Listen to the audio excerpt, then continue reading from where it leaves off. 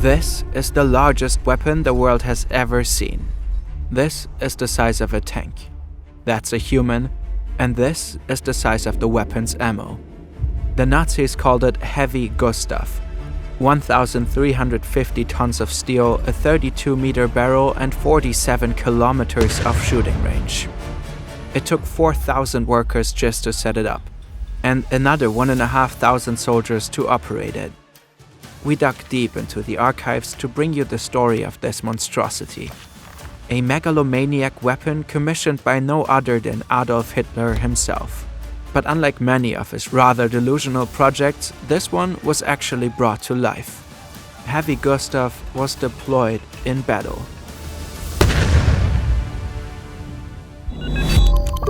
Burn. 1937. Adolf Hitler is neck-deep in preparations for his war. But one thing is keeping him up at night. The Maginot Line along the French-German border. A massive array of heavily armed and fortified concrete strongholds. To break through the solid line of defense, he needs something new, something big. So he orders Krupp Steelworks, the weapons forge of the German Reich, to build the largest cannon the world has ever seen. Hitler wants it to be ready by 1940. The project is top secret. Under no circumstances must the plans fall into the hands of the enemy. Internal documents refer to the cannon only as the Gustav device. Choosing cute names for heavy artillery is a long-standing German tradition. Other examples are Karl Morder or Big Bertha. Spring 1940. Hitler is eager to finally invade France, ideally with his new superweapon leading the way. But Heavy Gustav is not ready yet, and the Führer is furious. In the end, the Nazis decide to bypass the Maginot Line altogether by invading France through the densely wooded Ardennes in Belgium. A year later, the cannon is finally ready. It's a railway gun, designed to move along twin sets of parallel tracks. It weighs 1,350 tons and rolls on 40 axles and 80 wheels. It stretches nearly 50 meters long and stands as tall as a 4-story building. Its caliber has a diameter of 80 centimeters. The ammo shells weigh up to 7 tons each.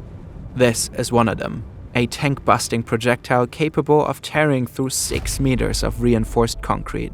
And this is you working on a beach with AnyDesk.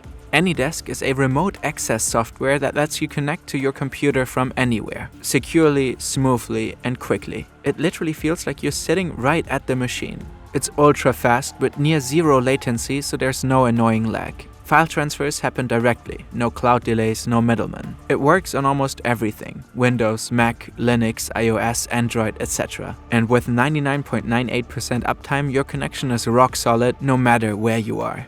You can troubleshoot your grandma's old PC, transfer files, or say, remotely edit. That's how we use AnyDesk. It's just a game changer when you need a powerful machine for your work but want to chill here or here for a change. The applications are limitless. Try AnyDesk today. It's completely free for personal use. Just go to anydesk.com/fern or scan the QR code on screen. Okay, back to Heavy Gustav. Tests are run to probe its unprecedented destructive power. Each shot leaves craters up to 32 meters deep and just pulverizes massive concrete walls. But by the time the cannon is ready, France has already fallen. Fortunately, at least for Hitler, there's still another battlefront. 1942. The Nazis have conquered vast stretches of the Soviet Union as part of Operation Barbarossa. But the Soviet forces are still fiercely holding on to one particular place, Sevastopol, then known as the world's strongest fortress. The city is defended by over 100,000 Russian soldiers, shielded behind 5 meters of concrete walls or hidden in bunkers buried 30 meters underground. Hitler desperately needs a win. And Heavy Gustav could be the key to breaking through. But getting the massive cannon onto the battlefield is no simple task. Gustav has to be disassembled, loaded onto 5 separate trains carrying a total of 100 cars, and dragged through Poland. Once it reaches the front, the next challenge is finding the perfect spot to set it up. Reconnaissance planes are sent to scout the ideal firing position. It has to be far enough from enemy artillery to stay out of range. Eventually, they settle on a site about 25 kilometers from Sevastopol. Setting Gustav up is no small feat either. Soldiers have to lay 1,200 meters of railway tracks. And there's a unique challenge, the so-called firing curve. The barrel itself can't be rotated to attack new targets.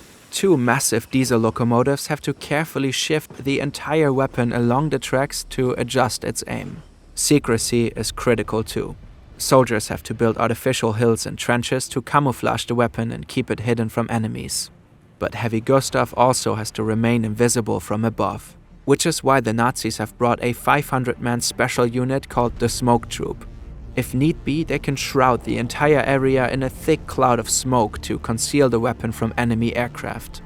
All in all, the operation requires over 5,000 people. Laying tracks, assembling the cannon, maintaining, guarding and camouflaging it, creating smoke screens and ultimately operating the gun. An enormous effort for a single weapon. Unsurprisingly, Nazi propaganda touts the cannon as a marvel of military engineering. Und das ist die neue schwere deutsche Artillerie.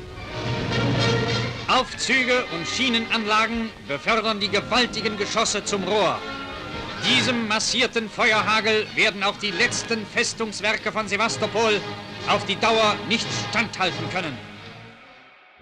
After 3 days of assemblage, Heavy Gustav is finally ready to fire.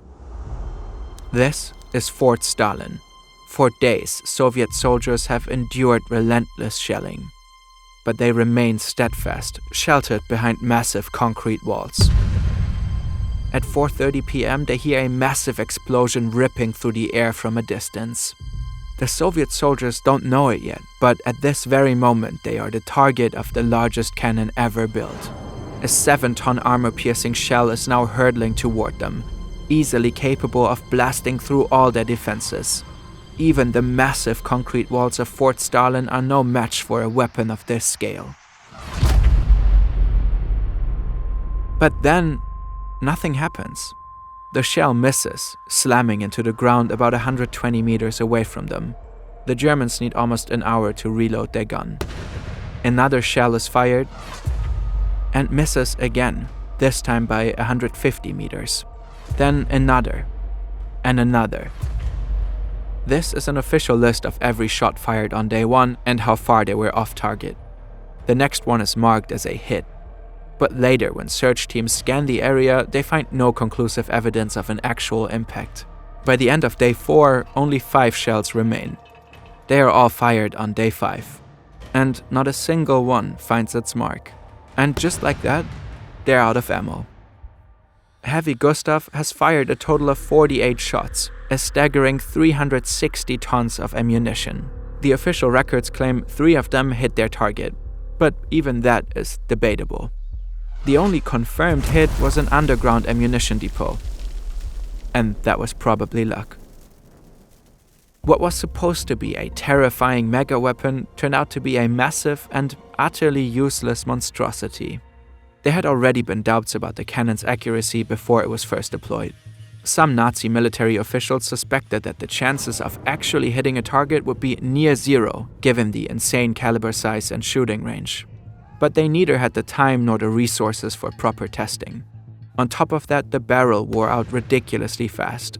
It became completely useless after just a handful of shots. In the end, Sevastopol fell. But Hitler's mega cannon had nothing to do with it. Did nobody have the heart to tell him? Or did he simply refuse to accept the bitter truth? We don't know for sure.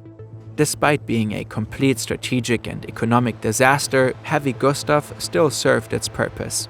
As a flashy propaganda piece for Hitler's vision of an unstoppable German war machinery. After its first and only battle, the railway gun returned back home to Rügenwalde, in what was then West Pomerania. A few final shots were fired during a demonstration. Hitler himself was there to witness his masterpiece in action. When the Nazis lost the war, he personally ordered the cannon destroyed so the miracle weapon wouldn't fall into enemy hands. Which was probably a complete waste of time. Oh, and if you ever wondered what it would look like if you were to fire Adolf Hitler 15 miles across Crimea from a 100-foot-long cannon barrel, well,